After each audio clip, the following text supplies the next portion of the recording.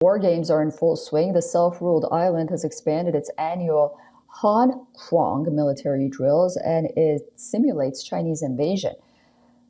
But this year, the drills are a bit different. Much larger civilian urban resilience exercises have also been incorporated.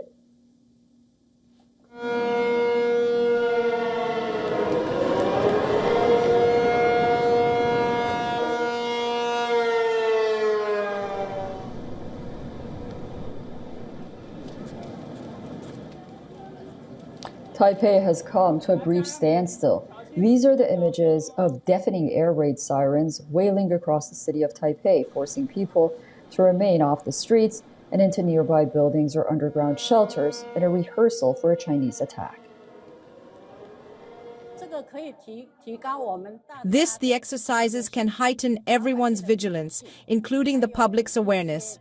By conducting drills in advance, when the real enemy comes or missiles arrive, we can quickly find places to take cover, such as basements, and figure out how to distribute finances and food, where to buy supplies, and where to access food. This way, we will be safer.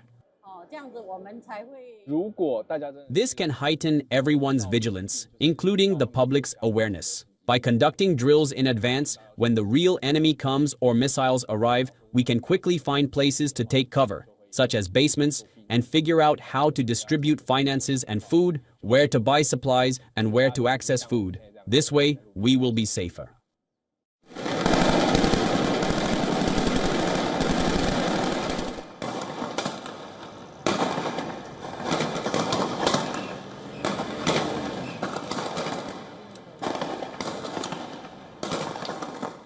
The annual civilian drills are being held concurrently with annual military exercises. This year, Kuang military exercises have lasted for 10 days. This has doubled last year's length. A record 22,000 reservists are also participating in the exercises. This is the largest mobilization Taiwan has ever conducted.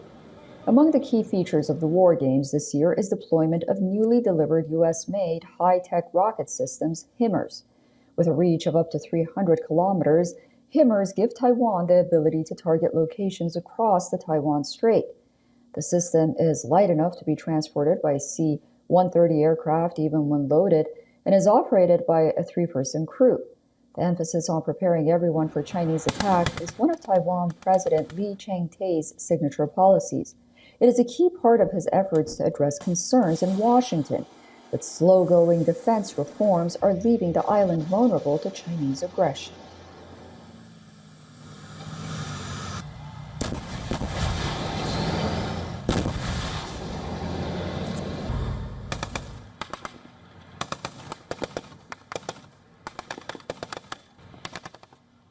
The idea is to strengthen institutions and train civilians to resist Chinese campaigns that might try to compel Taiwan to surrender without a fight.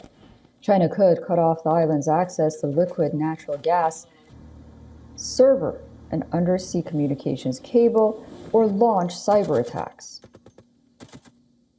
Taiwanese people are peace-loving and among the friendliest and most generous in the world.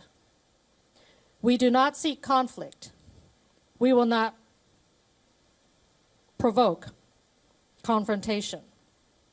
And as President Lai indicated in his inaugural speech, we have urged the PRC to dialogue with the democratically elected government of Taiwan with parity and respect.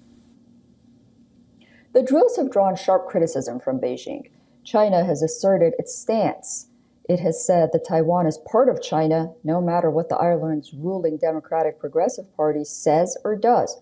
China considers Taiwan as part of its own territory and calls President Lai Ching-te a separatist. The Taiwanese government has time and again disputed China's claim.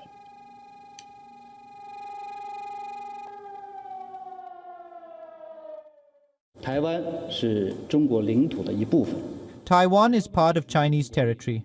The Taiwan question is purely an internal affair of China, and how to resolve it is a matter for the Chinese people.